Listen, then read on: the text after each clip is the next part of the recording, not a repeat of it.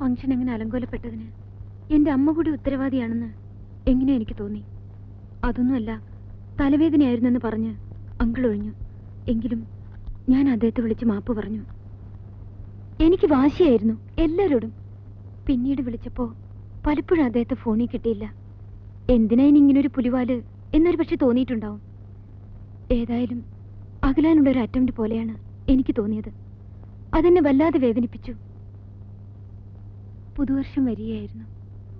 കൂട്ടുകാരികളുടെ Christmas കാർഡുകളുടെയും new year കാർഡുകളുടെയും ഇടയ്ക്ക് അദ്ദേഹത്തിന്റെ card കിട്ടിയപ്പോൾ എനിക്ക് ഏതാണ്ട് സ്വർഗം കിട്ടിയ വാശിയായിരുന്നു. മോൾക്ക് എന്ന് മാത്രം എഴുതി നേരത്തെ ഒരു ബ്രൗൺ വരയിൽ ഒപ്പിട്ട ആ കാർഡ് മരണം വരെ എന്നോടൊപ്പം ഉണ്ടാവും.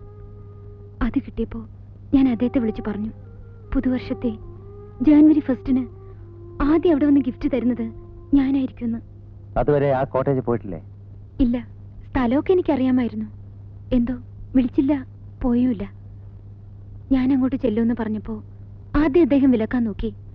ഞാൻ നിർബന്ധം പിടിച്ചപ്പോ ഒടുവിൽ സമ്മതിച്ചു. ഞാൻ സമ്മതിപ്പിച്ചു. ഇന്ന് ജനുവരി 1.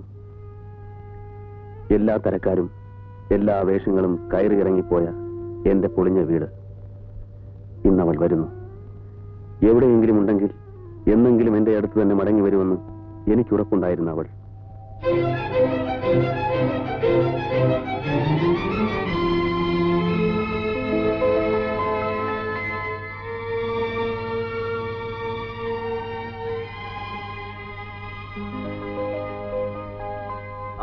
വരൂ.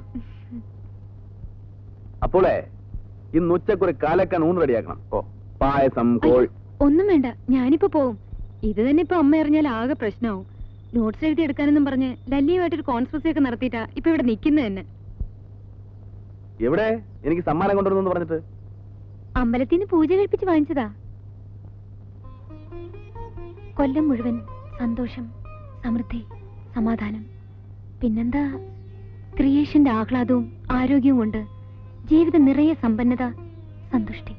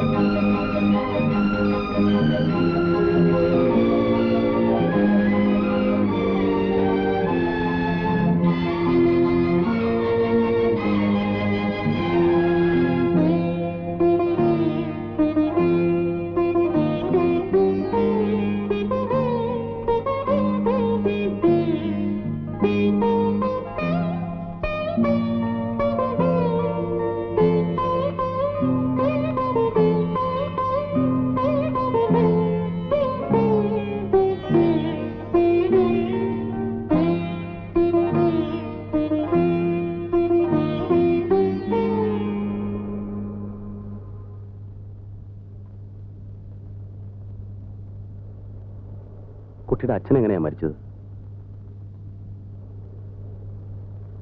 ഞാൻ ആ പറഞ്ഞത് കള്ളമാ. എന്റെ അച്ഛൻ മരിക്കായിരുന്നില്ല. പിന്നെ അമ്മയ്ക്ക് പറ്റിയൊരു മണ്ടത്തരത്തിന്റെ കുട്ടിയാ ഞാൻ.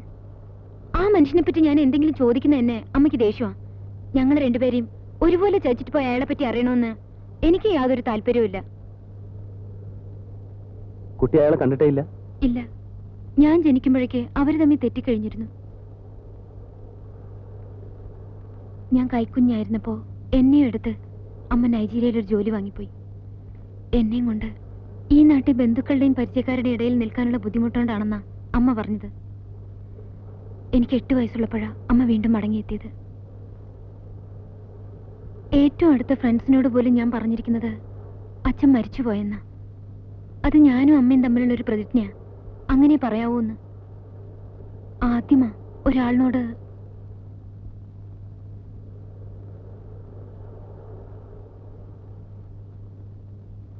ഇനി എന്നാ മോളോട് വരിക? ഇന്ന് ജാനുവരി 1 17 ദിവസം കഴിഞ്ഞ് മോൾ ഇനി ഇവിടെ വരും. എന്താന്ന് പറയൂ. എന്റെ ബർത്ത്ഡേ 18-നാണോ മോളെ പറഞ്ഞാള്? ആ, അപ്പൊ തീർച്ചയായും വന്നേ പറ്റൂ. അന്ന് ഞാൻ മോൾക്ക് എന്റേതായ ഒരു ഗിഫ്റ്റ് തരുന്നുണ്ട്. A beautiful presentation. അയ്യോ വേണ്ട, അതൊക്കെ പിന്നെ അമ്മയുടെ കണ്ണീന്ന് വിളിക്കാൻ എനിക്ക് വലിയ ബുദ്ധിമുട്ടാവും. ആ, അതൊക്കെ കുട്ടിയുടെ മിടുക്ക് പോലെ. എന്ത് പറഞ്ഞാലും എന്തെങ്കിലും ഒരു സമ്മാനം തന്നേ പറ്റൂ. എന്ത് വേണമെന്ന് മോള് തന്നെ പറഞ്ഞു. ഒരു പൂവെങ്കിലും ഒരു പൂവ്, ഒരു പെണ്ണെങ്കിലും ഒരു പെൻ, എന്തെങ്കിലും. അതെന്റെ ഒരു പ്രിവിലേജാണ്, നോട്ട് യുവേഴ്സ്. ഒരു ആനയെ വാങ്ങിച്ചേരണമെന്ന് പറഞ്ഞാലോ? വാങ്ങിച്ചു തരും.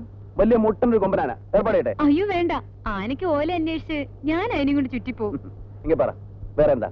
എന്തെങ്കിലും ഒന്ന് പറഞ്ഞു നോക്കൂ. പറയട്ടെ. അങ്കിളിന്റെ എല്ലാ ബുക്കുകളുടെയും ഓരോ കോപ്പി അങ്കിളിന്റെ സിഗ്നേച്ചറോടുകൂടി. എന്റെ ഏറ്റവും വലിയൊരു അംബിഷൻ അത്. എഗ്രീഡ്.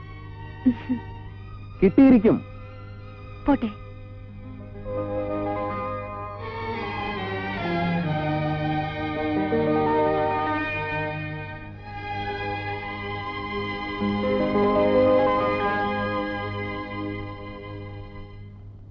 പിന്നെ ഞാൻ അദ്ദേഹത്തെ കണ്ടിട്ടില്ല. എനിക്ക് തരാമെന്ന് പറഞ്ഞ് ആ പിറന്നാൾ സമ്മാനം എനിക്ക് വാങ്ങാനും കഴിഞ്ഞില്ല. അമ്മ എന്നെ വിട്ടില്ല. അന്നാണ് അദ്ദേഹം കൊല്ലപ്പെട്ടത്. എന്റെ പിറന്നാൾ ദിവസം തന്നെ അദ്ദേഹം കൊല്ലപ്പെട്ടത്.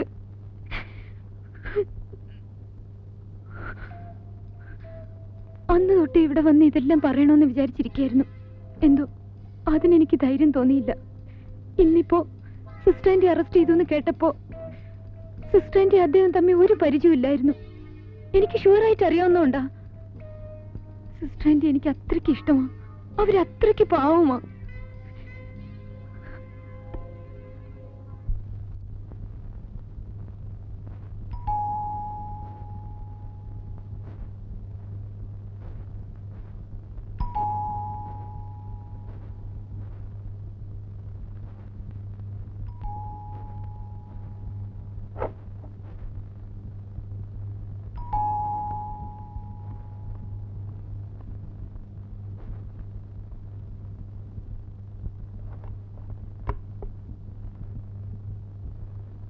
ശില്പയുടെ അമ്മയല്ലേ?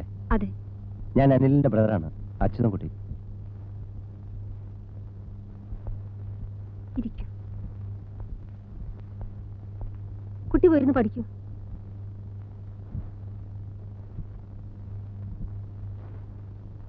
ആ ഡോർ ക്ലോസ് ചെയ്തോളൂ. മോളിന്ന് കാലത്ത് അവിടെ വന്നിരുന്നു അല്ലേ? അതെ. അവള് പറഞ്ഞു. ഹരികൃഷ്ണൻ സാർ ശില്പയുടെ അച്ഛനായിരുന്നു എന്ന കാര്യം ടീച്ചർക്ക് അറിയാമായിരുന്നു അല്ലേ? അറിയാമായിരുന്നു. ഒരമ്മയ്ക്ക് അതറിയാതിരിക്കുമോ? ഈ കത്ത്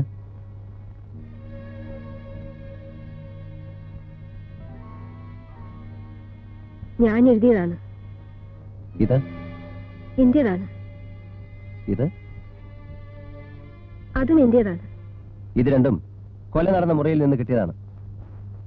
ഈ ഊമക്കത്ത് സാറിന്റെ മേശയ്ക്കുള്ളിൽ നിന്നും. അറിയാം. ഭഗിനി സേവാമയി എന്ന് വിളിക്കുന്ന സ്ത്രീക്ക് ഈ കൊലപാതകവുമായി എങ്ങനെയാ ബന്ധം വരുന്നത്? നിങ്ങൾ ഒരാൾക്ക് തനിച്ച് ഇങ്ങനൊരു മർഡർ ചെയ്യാനൊക്കെയില്ലെന്ന് എനിക്ക് നല്ല ഉറപ്പുണ്ട്. അതുകൊണ്ട് ചോദിച്ചാ. പാർവതിക്ക് ഇതിൽ യാതൊരു പങ്കുമില്ല. നിങ്ങൾ വെറുതെ ആ കുട്ടിയെ ഉപദ്രവിക്കുകയാണ് എന്നെനിക്ക് തോന്നുന്നില്ല. ജയിലിൽ ആ സ്ത്രീ മൗനവ്രതം തുടങ്ങിയിരിക്കുകയാണ്. ആരോടും ഒന്നും മിണ്ടുന്നില്ല. കേട്ടു. കൊല ചെയ്യുന്നതും കൊലയാളിക്ക് കൂട്ടു നിൽക്കുന്നതും അതുമായി ബന്ധപ്പെട്ട എന്തെങ്കിലും രഹസ്യം മനഃപൂർവ്വം ഒളിപ്പിച്ചു വെക്കുന്നതും എല്ലാം പണിഷബിളാണ്. അറിയാം. ഈ എവിഡൻസ് മുഴുവൻ നിങ്ങളുടേതാണെന്ന് അറിഞ്ഞിട്ടും അവരെന്തുകൊണ്ടത് പുറത്തു പറയാൻ തയ്യാറാകുന്നില്ല? അതവളുടെ മനസ്സിന്റെ വലിപ്പം. നിങ്ങൾ തമ്മിലുള്ള അടുപ്പം എവിടെ തുടങ്ങുന്നു? 17 കൊല്ലം മുൻപ് കുറെ കാലം ഞങ്ങൾ ഒന്നിച്ച് വർക്ക് ചെയ്തിരുന്നു. ഞങ്ങൾ 3 പേരും ഒരേ കോളേജിൽ, ഒരേ ഡിപ്പാർട്ട്മെന്റിൽ. ഹരികൃഷ്ണൻ ഫിലിമിൽ വരുന്നതിന് മുമ്പ്? അതെ. പക്ഷേ അന്ന് തന്നെ ഹരീഷൻ ഫേമസ് ആയിരുന്നു. സ്റ്റാർ ലെക്ചറർ എന്നൊക്കെ വേണമെങ്കിൽ വിളിക്കാം. പെൺപിള്ളേരെ മുഴുവൻ ഹീറോ. നോവലിലൂടെയും കഥകളിലൂടെയും സെൻസേഷൻ സൃഷ്ടിച്ചുകൊണ്ടിരുന്ന ആ ചെറുപ്പക്കാരൻ കോളേജിലെ പെൺപിള്ളേരുടെ ഭ്രാന്തായിരുന്നു. ഞങ്ങൾ സ്റ്റാഫിന്റെ ഇടയിൽ ഒരു ജോക്ക് പോലും ഉണ്ടായിരുന്നു. ഹരീഷിന്റെ ക്ലാസ്സിലിരിക്കുമ്പോൾ പെൺകുട്ടികൾക്ക് ഹിസ്റ്റീരിയ ബാധിച്ച മാതിരിയാണെന്ന്. ടീച്ചറും അന്ന് തീരെ ചെറുപ്പമായിരുന്നു. ആയിരുന്നു. പക്ഷേ എനിക്ക് ആ മനുഷ്യന് വെറുപ്പായിരുന്നു. കാരണം he was a reckless woman for those days. ഓ, അന്നേ പുള്ളി ആ വിഷയത്തിൽ അതെ, കോളേജിനടുത്ത് തന്നെ ഒരു വീടെടുത്ത് ഒറ്റയ്ക്ക് താമസിക്കുകയായിരുന്നു അന്നയാൾ. എഴുതാനുള്ള പ്രൈവസിക്ക് വേണ്ടിയാണെന്ന് ഒരു എക്സ്ക്യൂസും. പക്ഷേ ആരാധനയുടെ ഭ്രാന്ത് കയറി അടുത്തുകൂടിയ ഒരുപാട് പെൺകുട്ടികൾ അന്നവിടെ പോവാറുണ്ടെന്നുള്ളത് കോളേജിൽ പരസ്യമായൊരു രഹസ്യമായിരുന്നു. ഒരു പെണ്ണിലും ഉറയ്ക്കാതെ ഒരുപാട് മണ്ടിപ്പെൺപിള്ളേരെ കരയിപ്പിച്ചുകൊണ്ട്. ഒരിക്കൽ കോളേജ് ഡേക്കോ മറ്റോ സ്റ്റേജിന് പുറകിൽ വെച്ച് 2 PG സ്റ്റുഡൻസ് തമ്മിൽ തല്ലുപോലും ഉണ്ടായിട്ടുണ്ട് ഈ മനുഷ്യനെ ചൊല്ലി. 2 വർഷം ഞാനും അയാളും ഒരേ ഡിപ്പാർട്ട്മെന്റിൽ വർക്ക് ചെയ്തിട്ടും ഞങ്ങൾ തമ്മിൽ സംസാരിച്ചിരുന്നില്ല. പാർവതി ട്യൂട്ടറായിട്ട് ഡിപ്പാർട്ട്മെന്റിൽ വന്നപ്പോഴാണ് അവളാണെല്ലാം കുഴപ്പത്തിലാക്കിയത്. അവളല്ല, അവളുടെ സൗന്ദര്യമായിരുന്നു എല്ലാ കുഴപ്പത്തിന്റെയും റൂട്ട് കോസ്. പിന്നെ അവളുടെ ശുദ്ധത. മണ്ടിയായിരുന്നു ആ കുട്ടി. നിങ്ങളും പാർവതിയും തമ്മിൽ ഇത്ര അടുപ്പം വരാൻ കാരണം? എനിക്ക് ആ കുട്ടിയെ നാട്ടിൽ വെച്ചേ അറിയാമായിരുന്നു. എന്റെ നാട്ടുകാരിയാണ് ആ കുട്ടി. വീട്ടുകാർ തമ്മിൽ അറിയും. റിലേഷൻഷിപ്സ് ഒന്നുമില്ല. അവൾ ഒരുപാട് പണമുള്ള അച്ഛൻ്റെ ഒറ്റ മോള്. എൻ്റെ അച്ഛനാണെങ്കിൽ ഒരു പാവം വക്കീൽ ഗുമസ്തൻ. എനിക്ക് താഴെ 5 കുട്ടികൾ. ഹോസ്റ്റലിൽ ഞങ്ങൾ രണ്ടാളും ഒരേ മുറിയിലായിരുന്നു. എന്നെയാണ് അവളെ അവളുടെ അച്ഛനെ ഏൽപ്പിച്ചിട്ട് പോയത്. വീട്ടിൽ നിന്ന് ആദ്യം വിട്ടു നിൽക്കുന്ന പെൺകുട്ടി. ഞാൻ അവൾക്ക് ഏതാണ്ട് ഒരു ലോക്കൽ ഗാർഡിയൻ മാതിരിയായിരുന്നു. തുടക്കം മുതലേ എനിക്ക് പേടിയുണ്ടായിരുന്നു. 1-2 പ്രാവശ്യം അയാളുമായി കുറച്ച് കൂടുതൽ സ്വാതന്ത്ര്യമെടുത്ത് സംസാരിക്കാൻ അവൾ തന്നെ ഇനിഷ്യേറ്റീവ് എടുക്കുന്നത് പോലെ എനിക്ക് തോന്നി. അപ്പോഴൊക്കെ ഞാൻ അവളെ വാൺ ചെയ്തു. ഞാൻ ദേഷ്യപ്പെടുമ്പോൾ ഒരു കൊച്ചുകുട്ടിയെപ്പോലെ ഒന്നുമില്ല എന്ന് അവൾ കള്ളം പറഞ്ഞു. ഒരേ റൂമിൽ താമസിച്ചിട്ടും ഞാൻ അറിയാതെ അവരുടെ ബന്ധം വല്ലാത്തൊരു പ്രൊപ്പോഷനിലെത്തിയെന്ന് ഒരു ദിവസം ഞാൻ കണ്ടു.